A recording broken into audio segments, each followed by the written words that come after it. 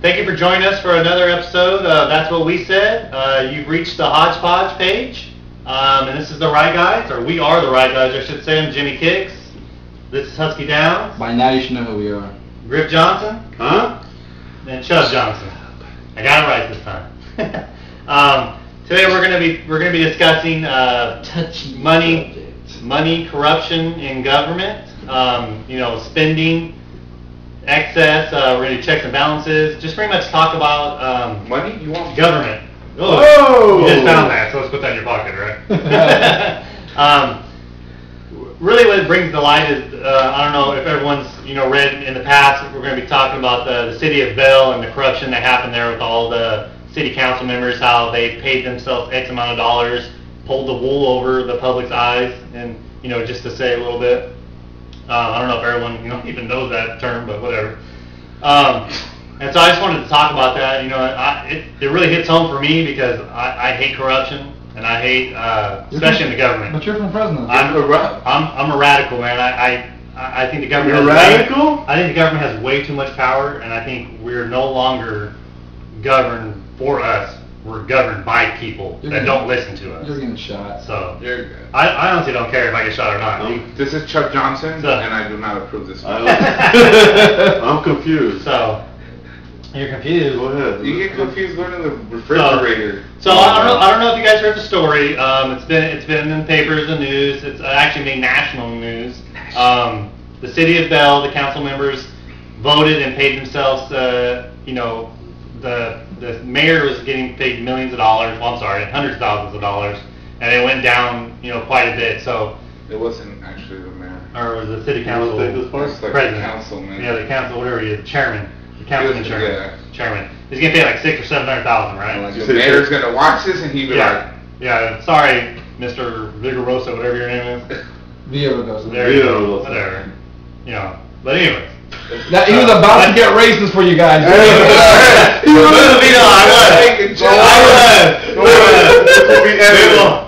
Moving on. I might have said something that was not correct, but we'll go on. So, I know Chubb has some thoughts you'd like to share on that. Not the racist part, because Arizona law will be another episode, I'm sure. Not Arizona. Proposition 187. You know what? Oh my God! Can we put our phone out? But all right. It's like a Nickelodeon spot. We have to get up and move around. But you know what? It's funny that you say that because it's still. I believe that we're heading where we're headed because of the people. Like for instance, this whole thing that happened with Val. People in Val voted.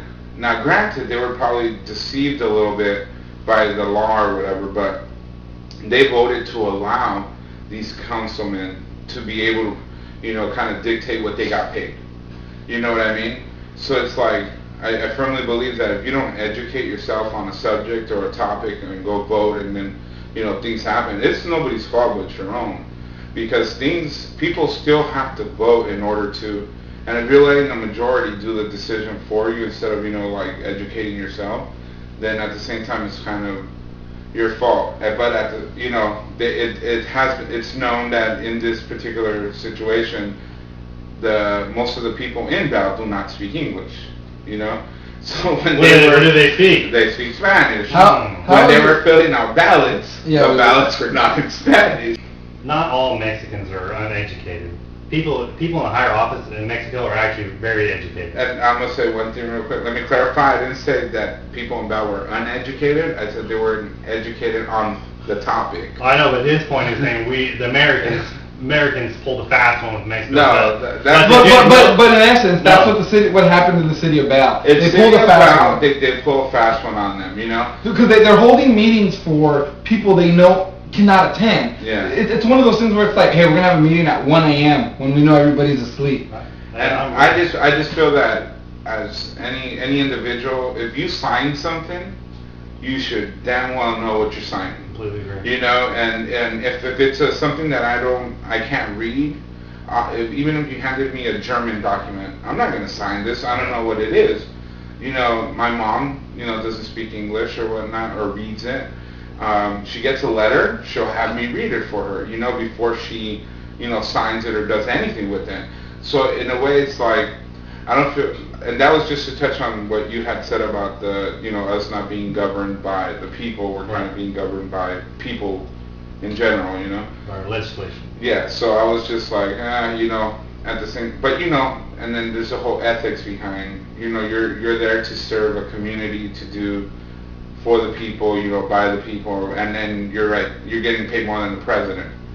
Yeah. You know, that's. And I wanted to say that too, that Bell is an extremely small city. Extremely small. So it's not like it's a, you know, 400,000 or 500,000 population. We're talking probably 100,000. You can roll through Bell in like 10 minutes. Yeah, so roll right through it. So we're talking about some the leaders of their city took probably, you know, in essence, 3/4 of their budget. You know Pretty what I mean? much. So, you know, there are streets that are in, you know, bad repair that need to be repaired. There's sidewalks, there's stop signs, all this stuff that has been delayed because there's no money. They misappropriated the funds. Now, people in Bell, all the city council members have been arrested. They're all being arraigned because of misappropriation of funds. So their admins were getting paid like grips. Yeah, and it's all because what happens. I don't know if everyone knows what happens. Grips. What happens on a bill is they put these little riders on the back that no one reads, and it's in small print. It's the very end of the document.